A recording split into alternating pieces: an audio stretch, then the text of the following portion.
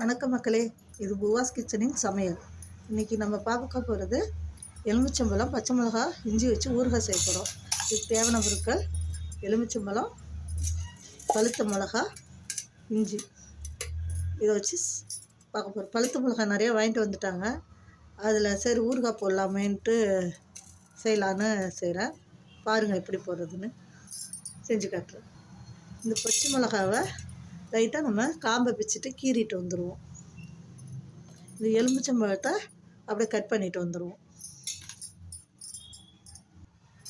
இந்த எலுமிச்சம்பழத்தை இப்படியே அரைஞ்சிங்க.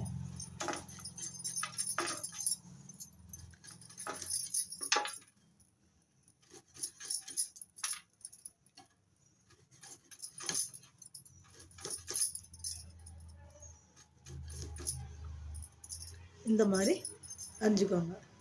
மீதி எல்லாத்தையும் அரிஞ்சிட்டு வந்துடுவோம். இப்போ எலுமிச்சம்பழத்தை இந்த மாதிரி கட் பண்ணி வச்சுக்கிட்டோம். அடுத்தது பச்சை மிளகாவை சின்ன சின்னதாக அரிஞ்சு போடுவோம். இந்த மாதிரி சின்ன சின்னதாக அரிஞ்சு போட்டுப்போம். இப்போ இந்த அளவு இஞ்சி எடுத்து இதையும் தோல் சீவி அரிஞ்சு வச்சுப்போம். இஞ்சியை இந்த சைஸ் சின்ன சின்னதாக அப்படி கட் பண்ணிங்க. கட் பண்ணி இதையும் எலுமிச்சம்பழத்தோடு சேர்த்துக்கிங்க. இப்போ எலுமிச்சம்பழம், இஞ்சி, பச்சை மிளகா எல்லாத்தையும் அரிஞ்சு வச்சுக்கிட்டோம். இப்போ இதுக்கு தேவையான உப்பை போட்டு அப்படியே குயிங்க. உப்பு கொஞ்சம் அதிகமாகவே போடலாம், தப்பு இல்லை. இது நல்லா ஒரு வாரத்துக்கு நல்லா ஊறணும். வெயிலில் வச்சு எடுத்தால் அப்படியே எல்லாம் ஒன்று சேர்ந்து குழஞ்சி போய் நல்லா உரப்பு, புளிப்பு, உப்பு எல்லாம் சேர்ந்து சூப்பராக இருக்குங்க. இது நல்லா கறி குழம்புக்கு, பொரிச்ச குழம்புக்கு அதுக்கான தொட்டுக்கிட்டிங்கன்னா செம்ம டேஸ்ட்டாக இருக்கும். நீங்கள் அதுக்கப்புறம் இந்த ஊறுகாவை விடவே மாட்டீங்க. செஞ்சு சாப்பிட்டு பாருங்கள். இதை இப்படி குலுக்குறோம். நல்லா குலுக்கி நல்லா மூடி போட்டு நல்லா வெயில் அப்படியே இந்த பாத்திரத்தோடைய வச்சு எடுக்கணும்.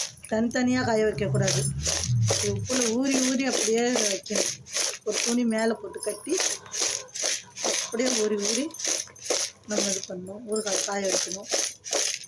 ஏன்னா இது தண்ணி விட்டு அந்த தண்ணியோடு சேர்ந்து குழஞ்சி இருந்தால் தான் குழவாக இருக்கும். நீங்கள் வெயிலில் அள்ளி வச்சு காய வச்சிங்கன்னா அது நல்லா இருக்காது அந்த ஊறுகாய். இது அது மாதிரி ஊறுகாய் கிடையாது. இது அப்படியே இது உப்புலேயே ஊறி குழஞ்சி போயிடும்.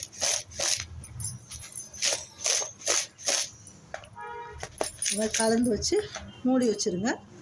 மறுநாள் ஒரு நாள் ஃபுல்லாக அப்படியே இருக்கட்டும். மறுநாள்லேருந்து வெயிலில் ஒரு 4-5 நாள் இல்லை ஒரு வாரம் வெயிலில் வச்சு எடுங்க. அப்படியே ஊறி போய் குழஞ்சிரும். இதை தாளிக்கனா வேணாம். இது உப்பு ஊறுகாய் தான். இது தாளிக்கிற ஊறுகாய் தான் கிடையாது. இது மிளகா எல்லாம் புளிப்பு ஏறி சூப்பராக இருக்குங்க. இதில் நம்ம சாதா இஞ்சிக்கு பதிலாக மாங்காய் இஞ்சின்னு ஒன்று கிடைக்கும். அது மாங்காய் வாசமாக இருக்கும். அதை போட்டாலும் இன்னும் சூப்பராக இருக்கும். இந்த பழுத்த மிளகாவுக்கு பதிலாக பச்சை மிளகாவும் போட்டுக்கலாம்.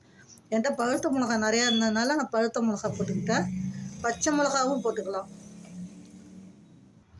இது காய பார்க்கும் போதே உங்களுக்கு அரிஞ்சு போடும்போதே நாக்கில் எச்சில் ஊறுங்க. எலுமிச்சம்பழம், பச்சை மிளகாய், இஞ்சி ஊறுகாய் ரெடி. நம்ம எலுமிச்சம்பழம், பச்சை மிளகா, பழுத்த பச்சை மிளகா, இஞ்சி எல்லாம் போட்டு ஊற வச்சுருந்தோம்ல. இந்த இப்போ ஒரு வாரம் 10 நாளாக ஊறிக்கிட்டு இருக்கு. அந்த ஊறின மிளகா எப்படி எலுமிச்சங்காய் எல்லாம் குழவா எப்படி இருக்குது பாருங்கள். தெரியுதுங்களா? இந்த எலுமிச்சம்பழத்தில் காரம் எல்லாம் ஏறி புளிப்பு, மிளகாவில் புளிப்பு ஏறி இருக்கும், காரமாக இருக்கும். எலுமிச்சம்பழத்தில் காரம் ஏறி இருக்கும். இஞ்சி எல்லாம் புளிப்பு உரப்பாக செம்ம டேஸ்ட்டாக இருக்குங்க இந்த ஊறுகாய். இதை மாதிரி செஞ்சு பாருங்கள். நன்றி மக்களே.